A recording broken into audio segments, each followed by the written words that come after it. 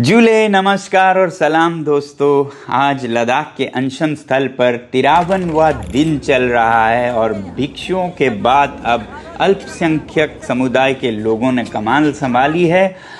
और पिछले अपडेट में मैं आप लोगों को बता रहा था कि सोशल मीडिया पर किस तरह ट्रोल्स हमारे संस्था का यूरोप के डैन चर्चेड से 25 साल पहले लिया गया फंड्स एक देशद्रोही काम की तरह दिखा रहे हैं, जबकि वो था एक गौरव की बात लद्दाख के लिए भी और भारत के लिए भी। इसके बारे में आज बताता हूं।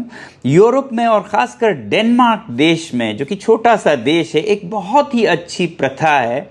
इस प्रथा का नाम है ऑपरेशन डे वर्क। और इस दिन पूरे डेनमार्क के सारे विद्यार्थी बाहर जाते हैं स्कूलों से और काम करते हैं। फिर काम चाहे गाड़ियां साफ करने का हो, रेस्टोरेंट में चाय देने का हो, या फिर म्यूजिक बजाकर लोगों का दिल बहलाने का हो, जिसके लिए लोग तैयार रहते हैं और उन्हें एक दिन का भाड़ा या वेज देते हैं। और ये जब जमा होता है पूरे डेनमार्क के सारे विद्यार्थियों का, तो ये बन जाता है मिलियंस ऑफ डॉलर्स। और फिर इस पैसे को वो दुनिया के सबसे बेहतरीन किसी भी परियोजना के लिए पुरस्कार की तरह देते हैं। साल 1996 में ये जो रकम थी वो $1 मिलियन था। और इसको उन्होंने जब पुरस्कार के रूप में देना चाहा तो दुनिया के बहुत से प्रोजेक्ट्स में जिस प्रोजेक्ट को सबसे ज़्यादा वोट मिले वो था भारत के लद्दाख का ऑपरेशन न्यू होप। इस परियोजना के अंतर्गत सरकार के साथ मिलकर हमारी संस्था ने चलाया एक बहुत बड़ा मुहिम जिसे कहा गया ऑपरेशन न्यू होप। और इसमें सरकारी स्कूलों में बड़ा बदलाव लाया गया सरकार के साथ मिलकर।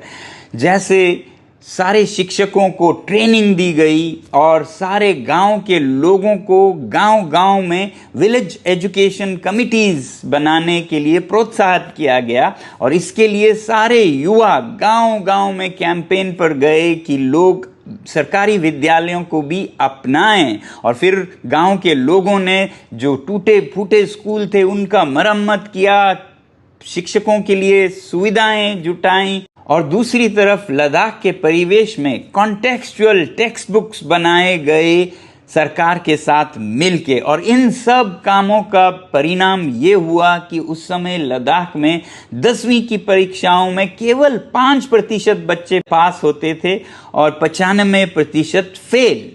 इसके बाद धीरे धीरे ये प्रतिशत बढ़ता 75% पास तक पहुंचा। और ये कमाल था ऑपरेशन न्यू होप, जो कि इन बच्चों ने पैसे इकट्ठा किए थे। अब क्योंकि ये स्कूल के बच्चे हैं तो ये पैसे जमा तो कर सकते हैं, मगर उसका संचालन संभालना उन्हें नहीं आता है।